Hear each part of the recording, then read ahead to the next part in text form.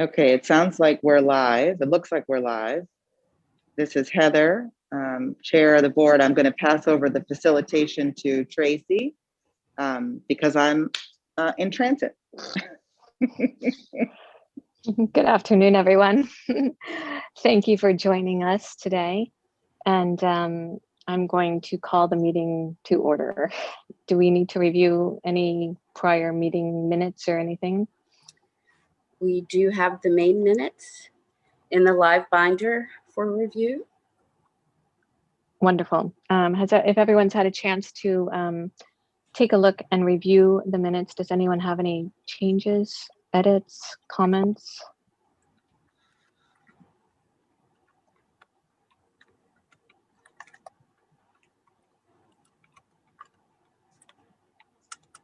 If not, then can someone please make a motion to approve the minutes?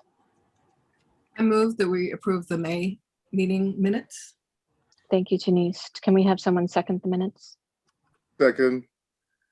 Thank you, Rodney. Okay, do we have any other, what is the next item up on the agenda? Next item is the finance report, bill, and the budget for next school year. Hi, Bill. Hi there. How's everyone doing? Wonderful. Oh, Good. How are you? I am doing just fine. So Great. I'm going to go ahead and present. I'm going to go over the assumptions and the changes that were made to the budget since it was presented to you in May. There's actually been two different prelims since then, because the first one was just for some of the minor changes that we had discussed at the May meeting. And then we had a major change because the good news, and it was all good news. The good news was that the PPP loan forgiveness application was approved by the SBA. So we're able to book that income in this year. If you remember, because it was still up in the air, I had it in the budget for next year. So I went through and I made changes based on that.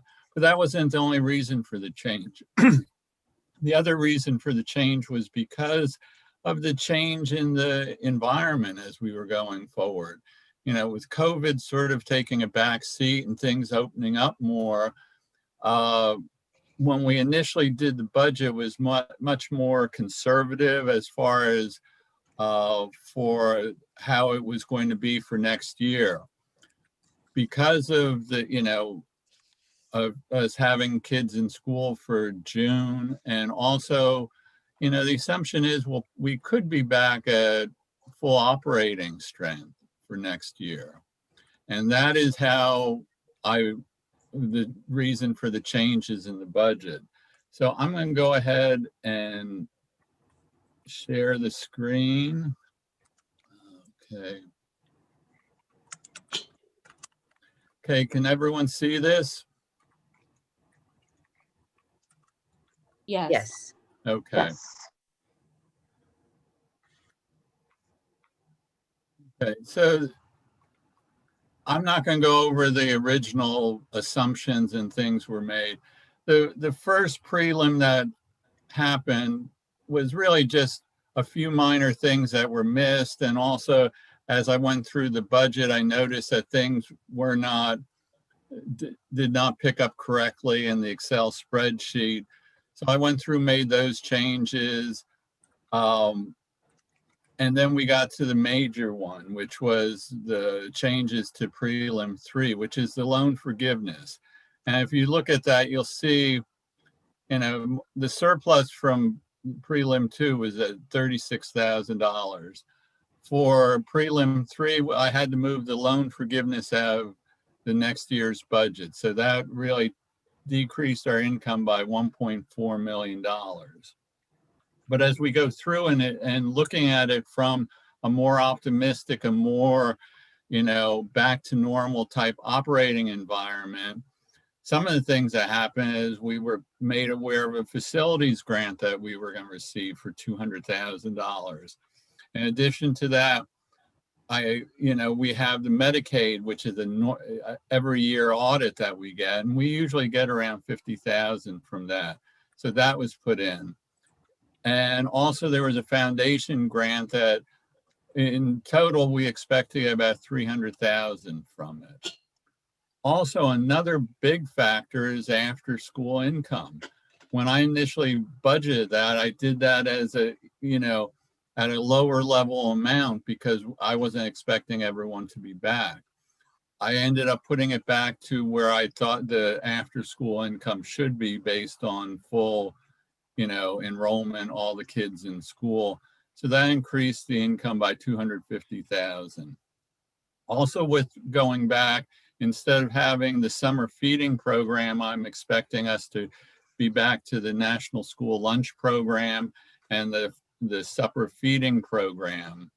So that was additional income as well. Also, the insurance, the medical insurance.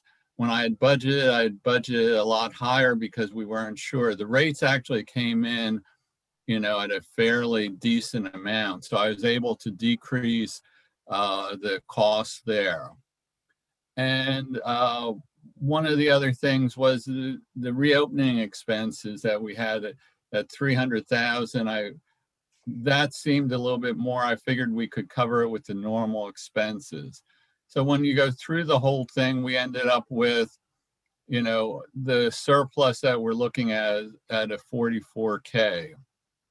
If you look at, I'm going to move over by, did that change? Do you see the income statement? Okay. Okay, this goes back. I have the summary here just to show you where we're at.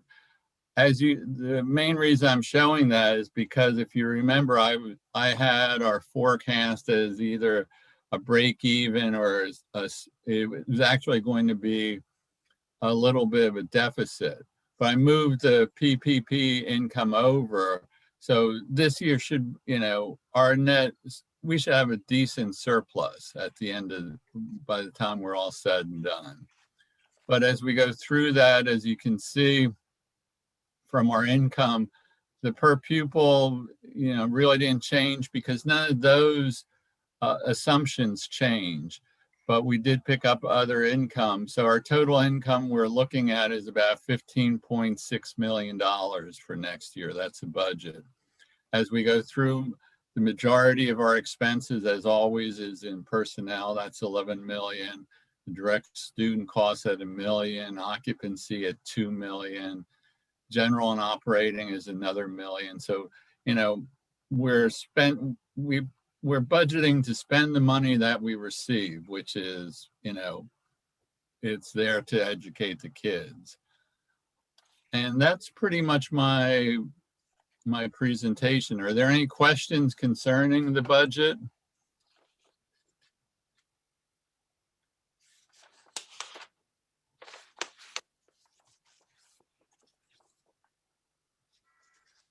I did have some questions, but it's in the more detailed one. So are we going to go over that at all, or? I wasn't going to, but we can look at it, sure. Okay. So in 4103, which is they're talking about enhancements. Why was it so much for Brooklyn? Is it? I know we're doing modular rooms there, but I wanted to know. Are you looking at budget by location? Yes, budget by location. Okay. I was just wondering what else was done at Brooklyn. It's 4103, so it's line 11. No, sorry. Or maybe, yeah. Oh, per pupil categorical enhancement, excuse me. Okay. So that's not what I was mentioning. But what was the difference in the locations? Like, what is the enhancements, categorical enhancements? Maybe if you Okay, what that is, it's really the per pupil allowance that we receive, but here, let me go to it. That's probably the easiest way to show it. Okay. If you look at this, the first part of the per pupil that we receive is just based on enrollment, and you can see the weighted average. And what you're looking at right now is Brooklyn and East End. So as you go through there, you can see this is how much we receive just for enrollment. So we're budgeting 350 students for Brooklyn, 288 for East End. But now when we get into what they're calling categorical enhancements are the SPED, special education, ELL, and also the at-risk students. So the charter school board is wanting to start showing that. So I figured I might as well just budget it accordingly. So that is based on what our estimate of the English language learners are at the 2 locations and at SPED as well. I mean, the SPED's really the one that moves the needle, because right now the SPED population is a lot higher at Brooklyn. Oh, So okay. Bill, basically what you're saying that there is a higher population of SPED students at Brooklyn. There are more ELL students at Brooklyn than East End, and therefore the, whatever this is, the enhancements are, Yes. are higher. It's Yep. it's not because well, actually we have had, Ms. Galladay, were you asking previously, did you think that this was because of money that had gone to Brooklyn for facilities enhancements? No, I mix up the different lines that I was going to ask about. Oh, I gotcha. did want to know what these enhancements were, but Mhm. how Bill is tying it into the more detailed sheet in regards to per pupil, it definitely makes sense. Okay. I just didn't know it tied to that one in regards to this sense for special Gotcha. ed and ELL. So, Okay. so that definitely answers my question. And I know we had the ESSER grant. What was it used for, or what is it going to be used for? We have 3 grants. The one that we have received already is the CARES Act funding. That one, I think we spent on a number of things ranging from computer technology, stipends for staff who worked at home. Bill, do you recall what else we spent that on? I think Off the top of my head, I don't. And I'll be honest with you, I don't think I spread that correctly. I don't think the entire ESSER grant's going to East End. And, you know, so. that's No, I was one just of going the to say, things. go ahead. Sorry. So you have to be careful when you look at these spreads like this. Some of it is easy to do the spread because we know, like, the per pupil and, you know, the payroll, we can do that. But when you get to some of the grants and something like that, it gets a little bit more difficult to do, because, you know, depending on how we spend the money or where we spend it on. And I think I put it, when I looked at this, I think I have it all in East End, and that's probably not the way it's going to play out. But once again, this is just for, you know, the budget is a total budget. This was, the finance committee likes to see it based on location. So I don't really remember the ESSER grant other than because. So, okay, I can finish that up. It's split into 3. There's the CARES grant, which we already received.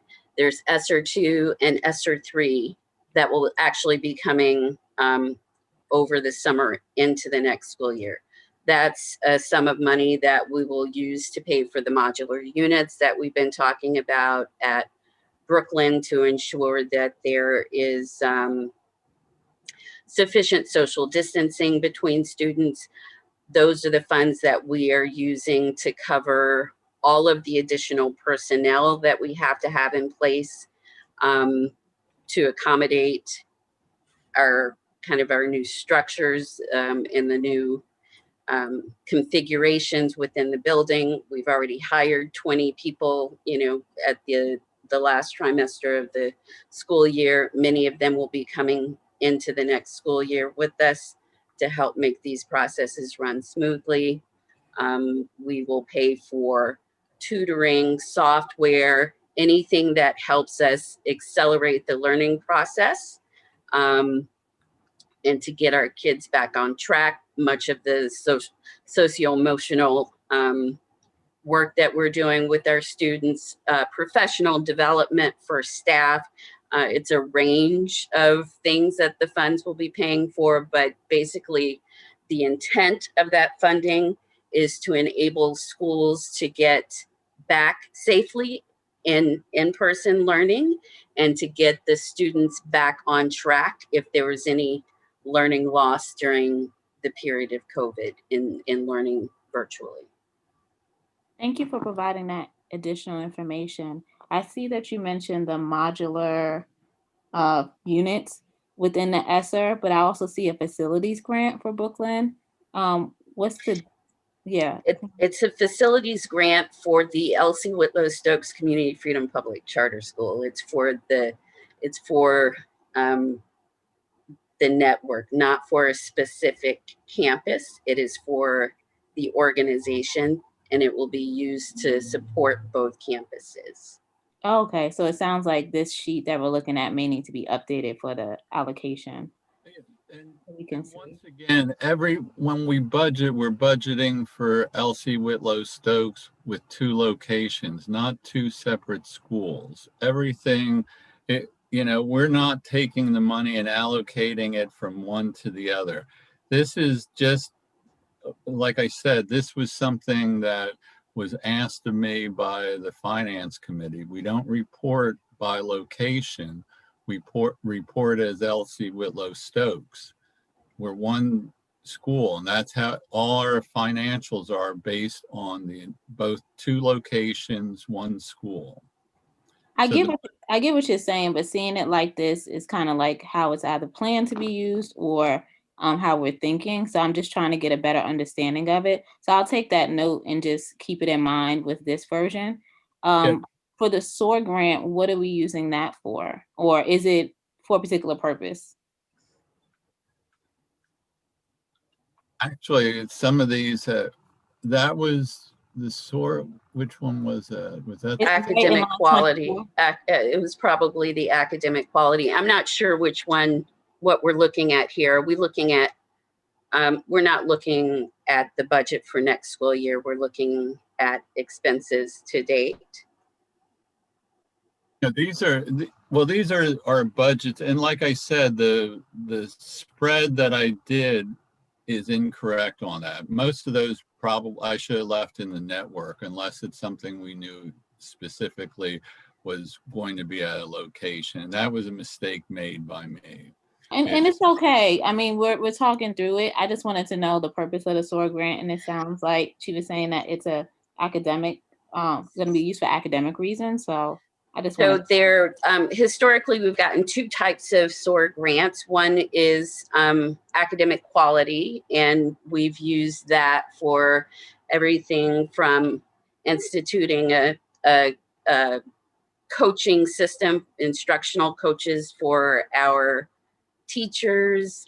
We've used it to support tutoring, both math and literacy. We've used it, let me think of the other, but that just in general is how the academic quality portion of it is used. We've also received SOAR facilities grants, and we got a substantial facilities grant for the East End campus. It helped us with the renovation process before we moved into it, but those either academic quality or facilities would be the 2 typically that we tap into for the SOAR grants. Okay, great. Thank you. But before we continue with the questioning, one thing to clarify on this budget process might be helpful, which is the budget itself is for the entire school, so campus to campus. We've gone through this once before to understand their network costs and their specific cost. We're budgeting looking forward. And so what we want to do is to be able to review. I'm noticing, just because we had to call the emergency meeting, I'm wondering if someone from the finance committee could clarify why we asked Bill to break out by campus. I know that's useful in our expense to date and updates along the way. And I'm not sure it's actually helping our current trustees understand how we're moving forward. I mean, there will be some differences, and we'll see those along the way in the quarterly report. But I did just want to give somebody from the finance committee the opportunity to explain why we'd asked Bill to break that out in the budgeting for the forward-looking process. Is anyone able to do that? Just because I'm on the phone, I can't necessarily see everyone. I think Valeria is the only one from the finance. Yeah, I committee. can. Yeah, Thank you, I can Valeria. speak briefly to it. I mean, I agree with what you said. The budget is really for the system-wide, including both of the schools. We wanted to take a look at the by camp as the other campus matured. We wanted to look at, if there's a way to allocate the expenses and revenues by campus, just, to make sure that each campus could sustain itself. That was really the exercise. Obviously, there's some shared costs, and a lot of it is more of a, allocation exercise. But that really was the thought behind it. If on a standalone basis, at some point, once the schools reach maturity, would they be able to, at full enrollment, would they be able to sustain themselves? So that was the initial thinking. But going back to your original point, you're correct. We should be looking at the budget on a total enterprise level, because that is what we need for our.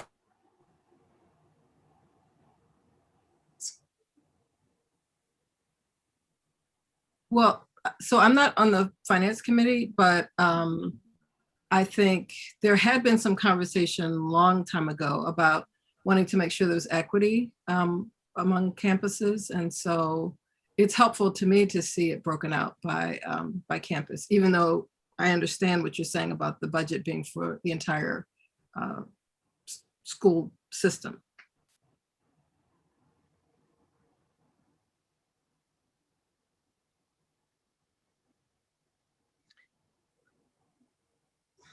Okay, is there any further discussion or questions?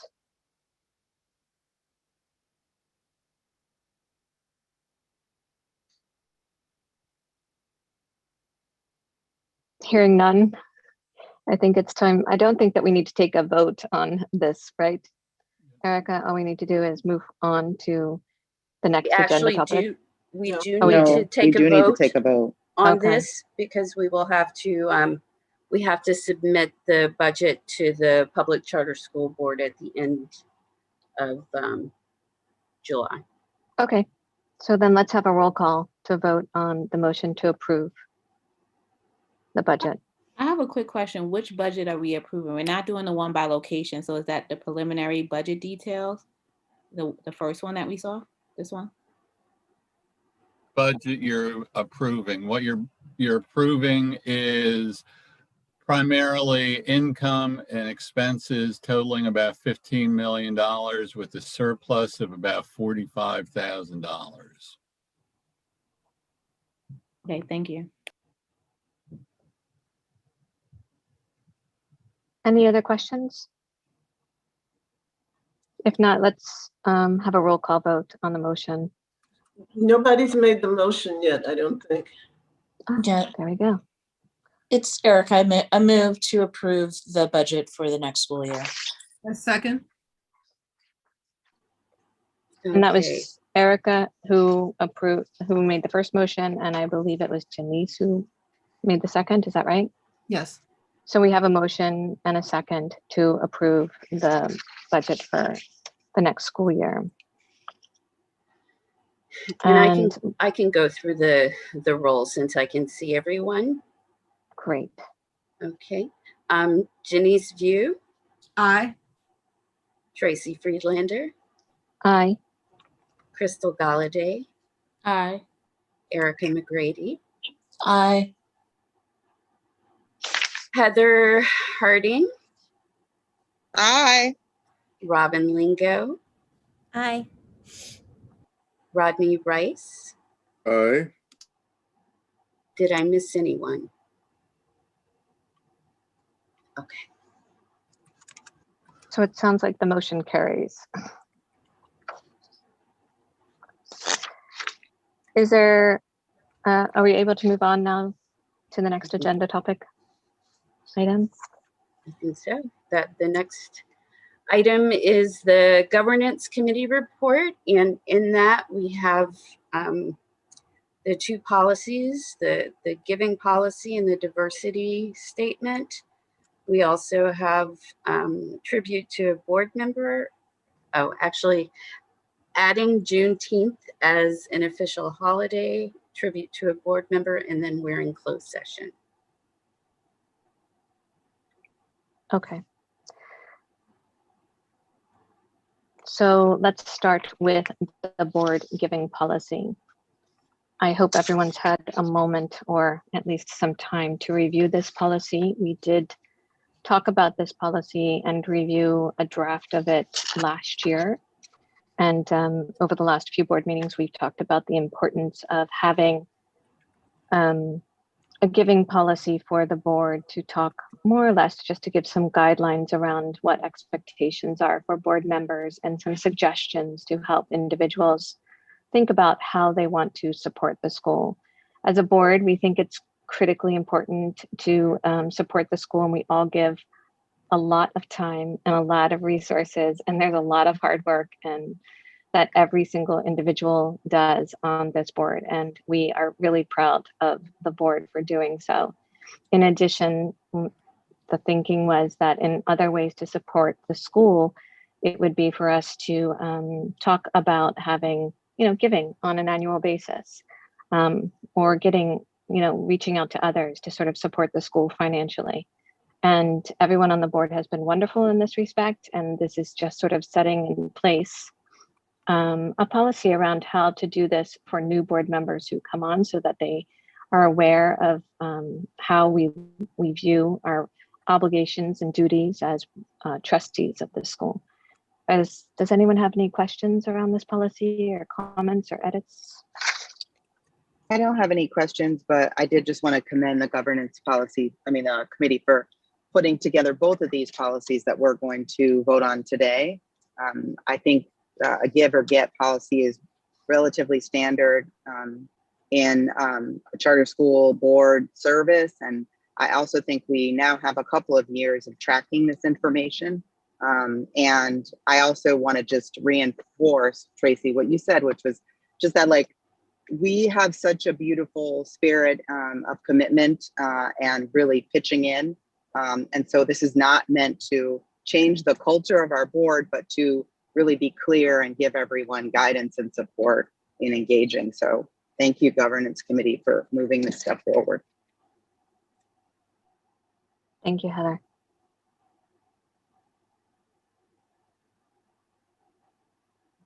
Any further discussion on the LC Whitla Stokes Community Freedom Public Charter School Board Giving Policy?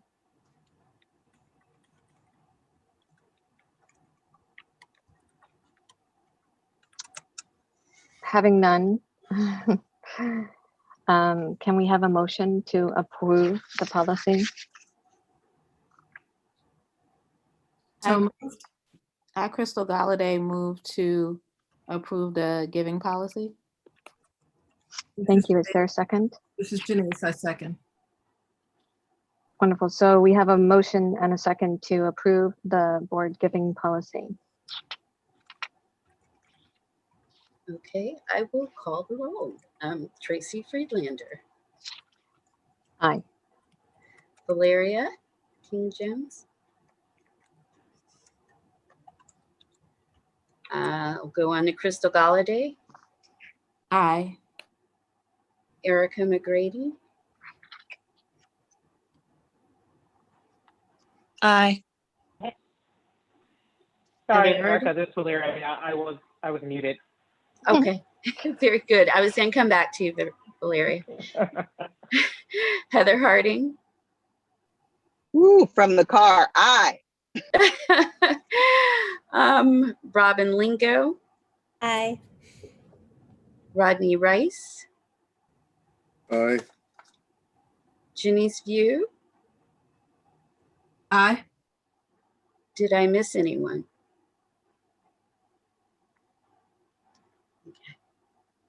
Wonderful. So the motion carries.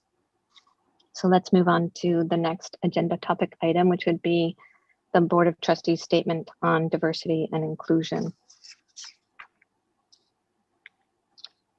Hopefully everyone has had an opportunity to review this statement prior to the meeting. And if not, we're going to just give a few seconds for everyone to take a moment and maybe skim through it again, just to think about whether or not there's any discussion.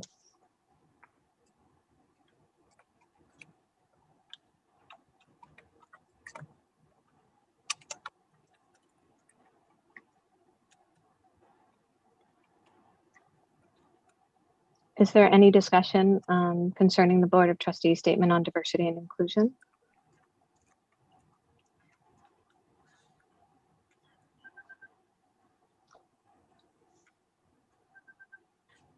Wonderful. So can I have just a wanna say, in terms of diversity, it may impact the giving statement, because in diversity, you might have people who, I mean, I know the statement says that if you don't have it, then find other resources, but I just want to make sure that that people who may be on the margins in some way and do their best won't be penalized from, or not have the opportunity to serve in this way. So I just want to make sure that we're comfortable with this on both ends, so to speak. Absolutely.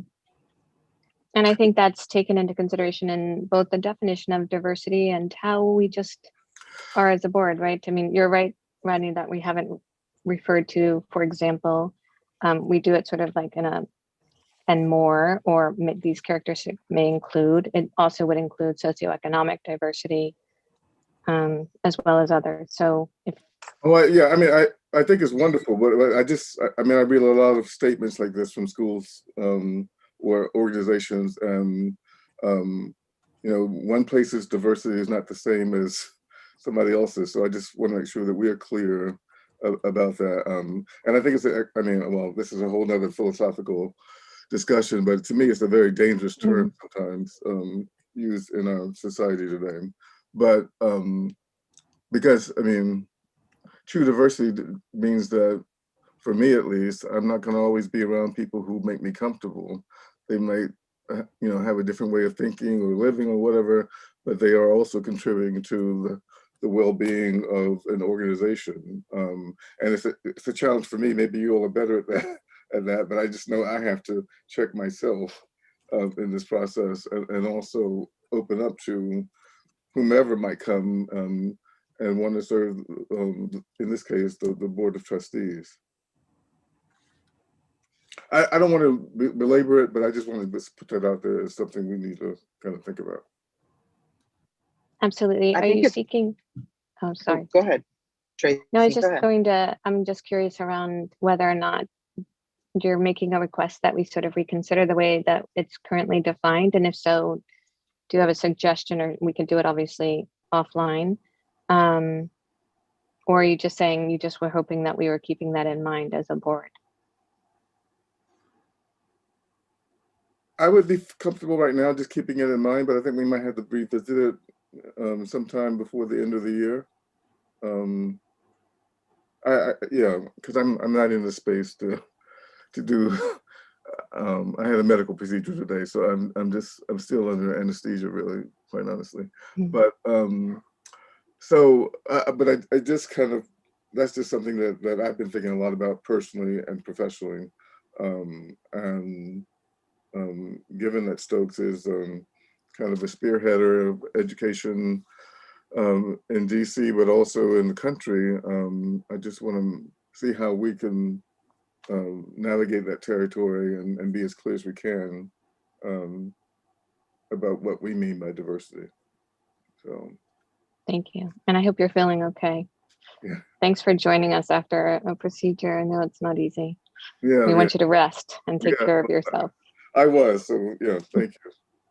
Heather, I'm sorry that you were cut off. Would you like to share? Yeah, no, that's okay. I think having this discussion reflected in the notes is an important thing. We do hope that we'll have some time as a board to have a retreat and talk a little bit about our ongoing governance and the way we continue to build our culture. So I think Rodney's note is an important sort of thing for us to include in future sessions. That's all I was going to say. I agree. But I don't know if you're done with discussion. Is there But any further I would move to discussion? accept it. I would make a motion to that we pass, that we approve the policy. Is there a second? This is Janice, I second. Okay, great. So we have a motion by Heather to approve and a second by Janice to approve the Board of Trustees statement on diversity and inclusion. And I will read the roll. We have Tracy Friedlander, Aye. Valeria King-Jones, Aye. Crystal Galladay, Aye. Erica McGrady, Aye. Heather Harding, Aye. Ginny's View, Aye. Robin Lingo, Aye. and Rodney Rice. Aye. Did I miss anyone? Wonderful. So the motion carries. Let's move on to the next agenda topic item. And that would be the adoption of Juneteenth National Independence Day as one of the federal holidays that Stokes School recognizes. We list these holidays in our personnel manual. It's a policy update, and so just wanted to put that out there. Thank you, Erica. Is there any discussion?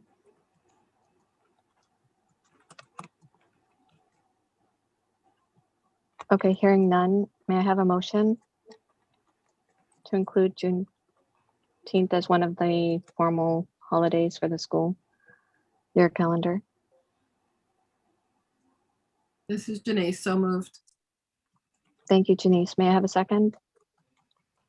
This is Crystal, I This second. is Valeria. I second. Same time. We have a tie on the second. Okay, I'll read the roll. Tracy Friedlander, Aye. Valeria King-Jones, Aye. Crystal Galladay, Aye. Erica McGrady, Aye. Heather Harding, Aye. Ginny's View, Aye. Robin Lingo, Aye. and Rodney Rice. Aye. Did I skip anyone? Wonderful. So the motion carries. And we are moving right along to the next agenda topic item.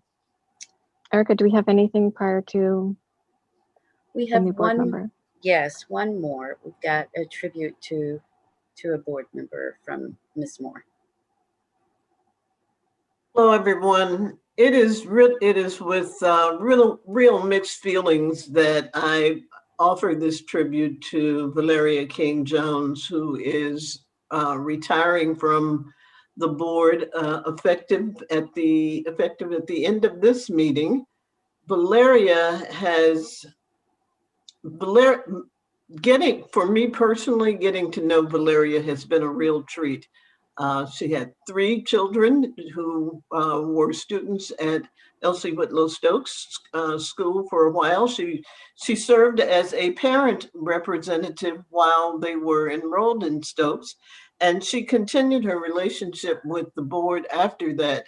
She has been the chair of the Finance Committee.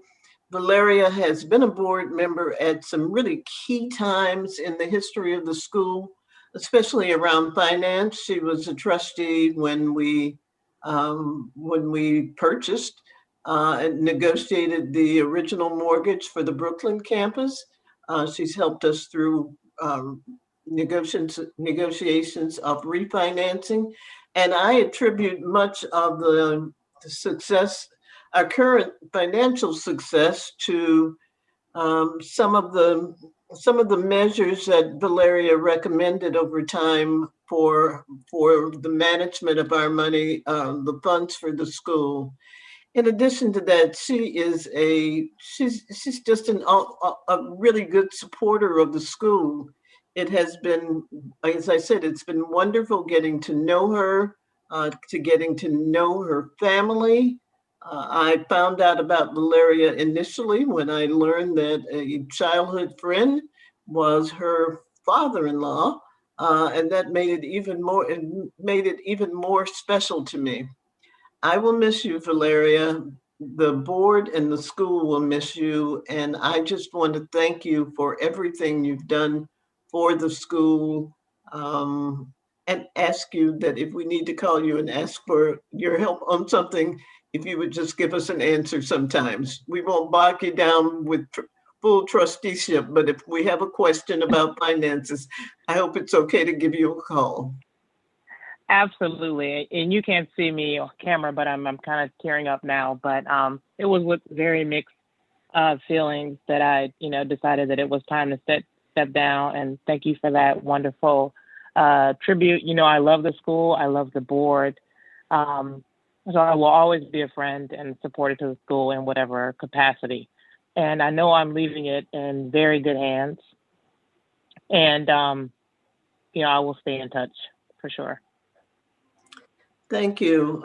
Also, Valeria, because this meeting, of course, is a meeting we're having on Zoom, we can't present this to you, but we do have a token of appreciation for you, just something that's tangible to help you remember all of the times that you have spent with us and all of the help you've given. Thank you again. Oh, no problem. And every time we're in the neighborhood, the boys want to stop by and see the school. So we'll stop by at some point. Okay, great. Valeria, we're going to miss you a lot. Thank you for your service for all these years. I'm going to miss seeing you at all the meetings. Thank you. Same here. Valeria, we say to our graduating 5th grade students, once an Eagle, always an Eagle. You may leave the nest, but you'll always be part of us. So we hope to see you around. Yeah. You will. Okay. Well, thank you again. And thank you, Ms. Moore, for your kind words on behalf of the board to Valeria. Okay, let's move on to the next agenda topic item, which is we are so excited to announce that we are putting up to the board for their